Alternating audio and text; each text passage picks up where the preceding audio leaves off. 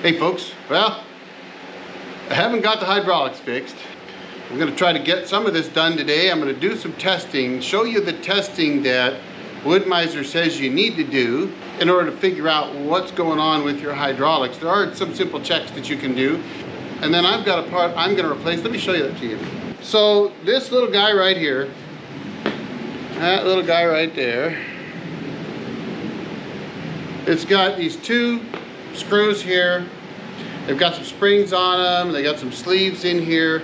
You've got this block that is, it looks like brass, but I believe actually that it's a copper alloy block. I'm not exactly sure what it is, but this is your contact between the head itself and the frame of the mill.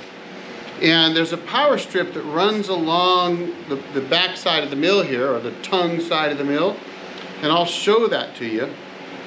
And that power strip needs to be contacted to this block, which is connected to your battery positive, in order to get power to run your hydraulics. In some of my more recent videos, you would have noticed that I would reach up and hit the switch and bring the mill head back closer to me after I've gone and tried to run the hydraulics, and the hydraulics didn't work. So I would reach up, pull the head back, it would make contact and it would work.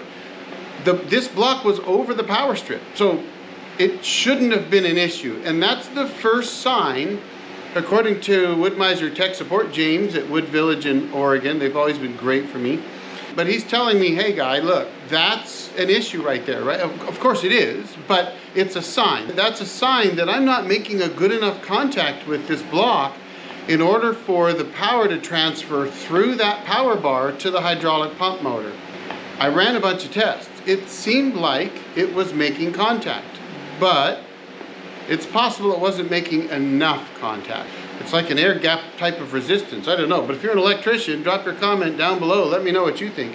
But in any case, I'm going to replace this, but I'm going to run some tests first, and I'm going to do the tests, show you what we get.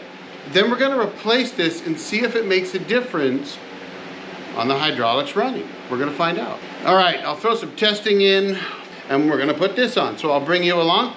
Let's get to it. All right, to do these tests, I'm just going to be using a simple multimeter. So now, the first test you want to do is you want to test between your battery negative and this bar here. And when I do that, I have 0 volts. By the way, that's what I should have, okay? So, no problem there. If I come down and I check this block down here, I should get the same thing. That's because the key's not turned on. Let me do that. Okay, key's on. We'll run this test again. Should have a slight drop, 12.5. Come down here. Guess what? I got 12.5. That really, if I've got 12.5 here, folks, that suggests that I'm making a good contact. So what we're going to do is we're going to move the head off of that strip.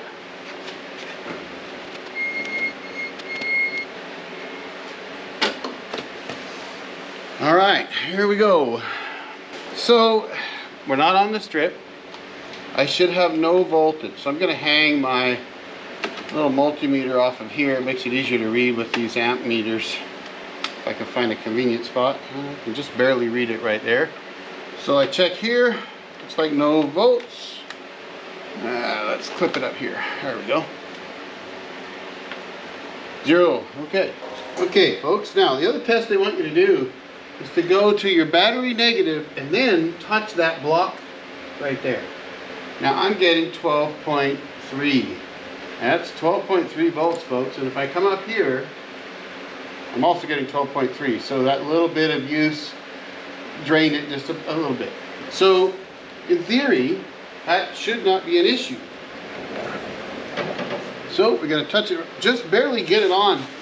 Now, when running the mill and I was having those problems, I would bring the head back so I make contact with that power bar and then try to run my hydraulics. They wouldn't work. So if I go here and I check now, it's telling me 12.3 volts. So in theory, this should be fine.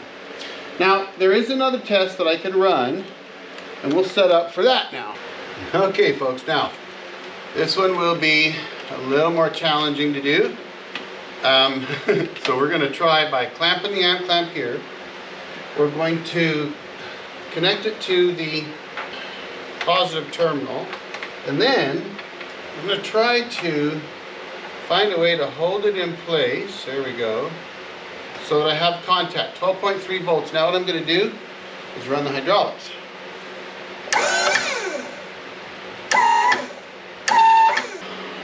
Okay folks, what's happening is that block is contacting the power bus and it is sending power to the hydraulics. However, as soon as you hit that hydraulic switch and it tries to get enough energy from the battery to actually run the pump, the voltage drop between the two takes a dive. Now, I have seen it takes a dive on the battery too. The battery's been tested twice.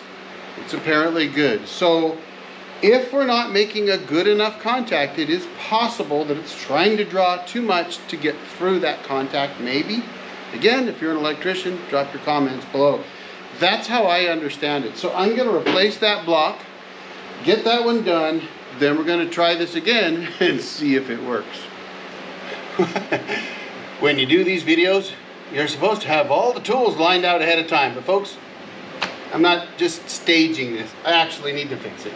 So let's figure out what we need here.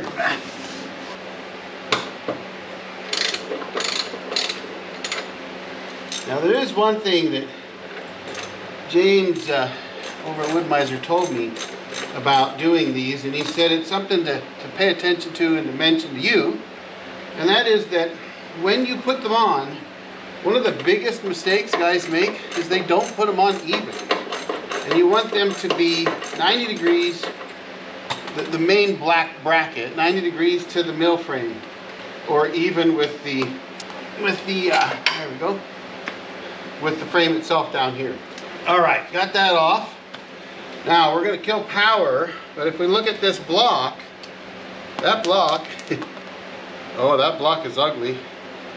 It is definitely worn, folks. It's worn on an angle. It's kind of worn on an angle this way, and it's definitely worn this way. I didn't have it nice and square. If it's not square this way, if you're tilted like this, it's going to wear this block out.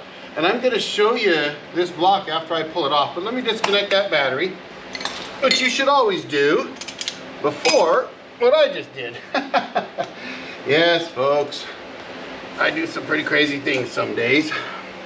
It isn't the first time, won't be the last time. That's something I always hated doing, was taking the battery leads off.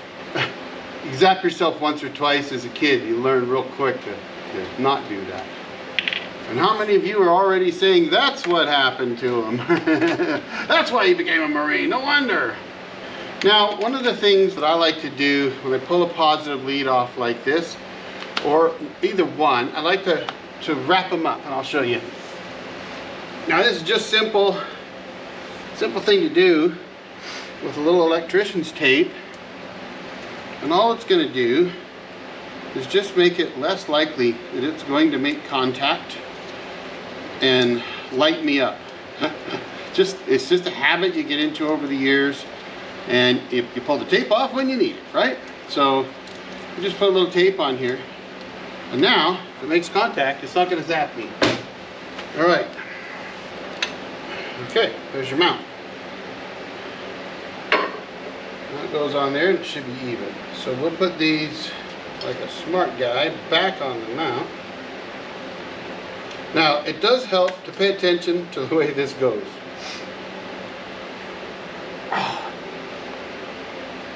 Okay, let me show you a trick. If you've never seen this before, this is really tight. But what I can do is put a wrench on here. Give me some leverage. Yeah, look at that. Now, I like to keep that the way it is, so I'm just going to run it up there. Clean this up and show you what's wrong.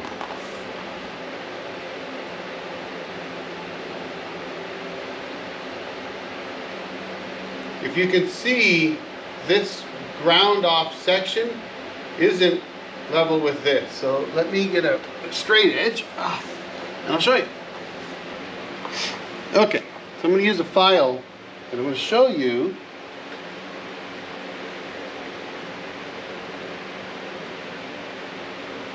all right, folks, so you can see this is really ground off on two different planes. If you look at it this way across here, in other words, that's, you can see it there, I think, right, on an angle.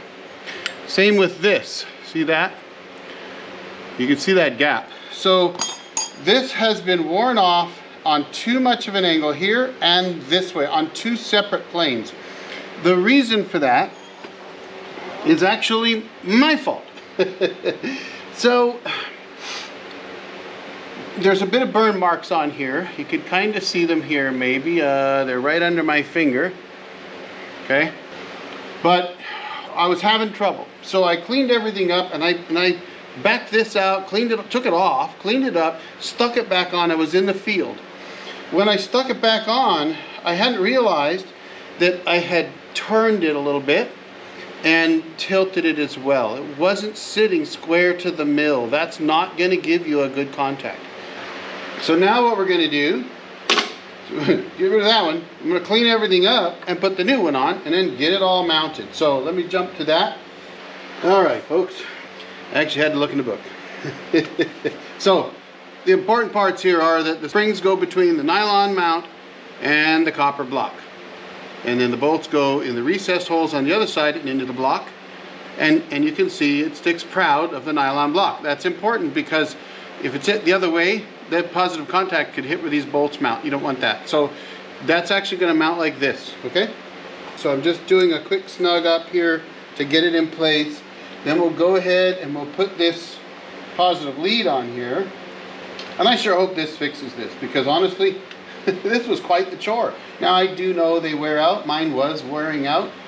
Now one of the things I'll notice right away is that there's no easy way to tighten up the screw for the power after you've mounted it. So good job. That should have been maybe even underneath, and unfortunately it's not, and I can't tighten it up now that everything is mounted. So guess what, folks?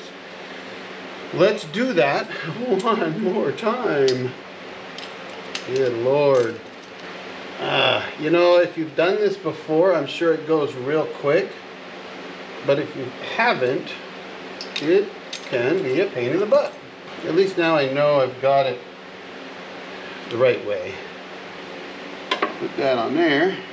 These are just shoulder bolts, so drop them down and put the nylocks on them. The trick is going to be getting this adjusted right. You need it to be square to the deck, or as James I think put it, square to the orange. In other words, this should be flush across here. You don't want this turned on an angle like that. It needs to be pretty much flush right across there. And we're just gonna snug these up a little bit, not all the way.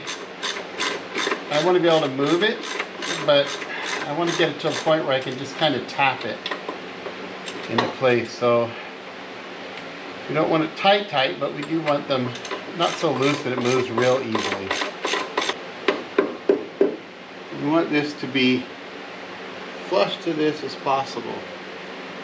Right? And then we want it to hit bolts and things.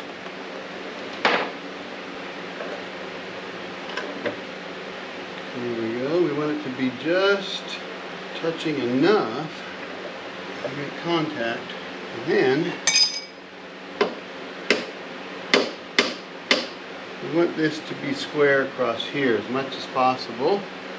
And the distance between here and here on the frame should be the same. I think we've got it right about there.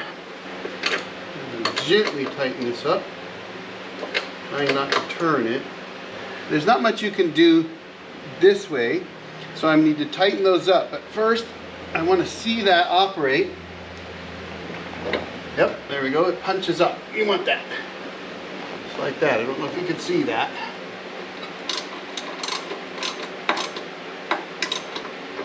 And again, Woodmizer, you put this kind of in an awkward spot for these Allen heads. I think I got it tight enough, so.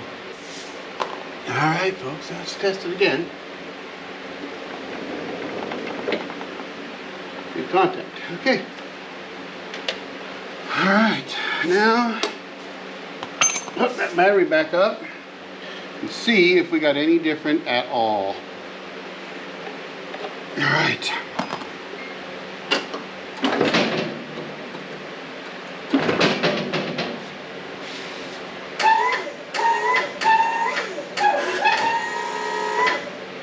That, folks, is not the sound that we want. Well, folks, that did not work. I replaced that block. I'm pretty sure I've got good contact. I went ahead and really cleaned up that power rail, their power bar, made it shine, got it cleaned up good. It was pretty dirty. My contacts haven't changed. And when I hit my hydraulics, I still get that same whine. I've got a feeling that the problem is not that. It needed to be replaced, no doubt in my mind about it. However, I think I've got something else going on. Got to call Woodmizer back. Stay tuned. I'll get back to you and this as soon as I can.